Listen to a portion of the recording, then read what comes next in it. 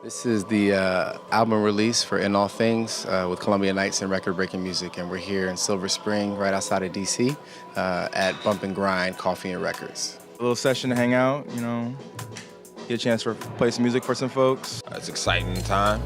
It's a great chance to actually listen to the record in full and to talk about kind of the inspiration behind it.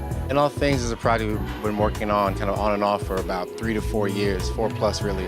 And it's a follow-up to an EP we released in 2012 called Dawn Dusk. I think we've learned a lot individually in between this, the EP, Dawn Dusk, and this album. We drew inspiration from pretty much everything. 10 tracks of a spectrum of sounds. We call it soultronic.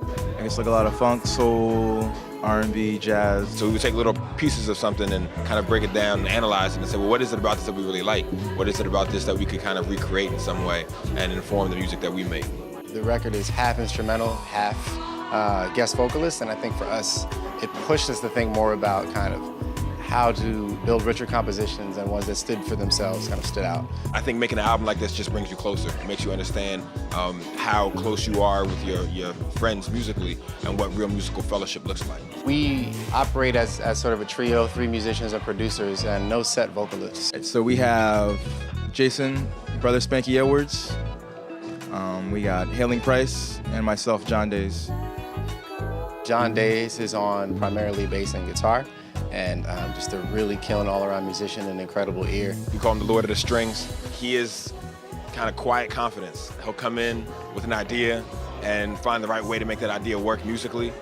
Hayling Price plays keys and synths. He also does most of the mixing. I've never met anybody who has an ear like Hayling for not necessarily pitch and those sort of basic things, but sound, timbre. Those sort of things, Hayling is the man at understanding and figuring out and making a record that sounds good, sound great. Brother Spanky handles drums, percussion, but he also knows his way around on the keys as well, plays guitar and bass. And he was sort of our live/touring drummer after the first album, but as a former bandmate of ours, we thought it made total sense for us to sort of just kind of combine as a trio. Between the 3 of us, kind of round each other out, both sort of for like the music theory, the sonics, the mixing, the composition. We sort of handle it all in-house. It's kind of like a big pot. We just all kind of throw in things. I feel confident that every project that we work on, even though we're not always in the same room at the same time, has that level of organic feel, has that level of simplicity that comes with working people who are like your family. I just really hope that they can see how this was like a labor of love for us, and I hope they can appreciate as well like the creative process. I think we were excited to mix down the album in analog, so Hayling spent a lot of time making sure that the album sounded the way we wanted it to. We've got a lot of sort of treats in there for the music heads, a lot of odd meters that sound, hopefully seamless, but a lot of trickier things we've done around like composition and arrangement, and even some of the programming on the technical side that folks who create music will hopefully appreciate, but something that anyone can enjoy.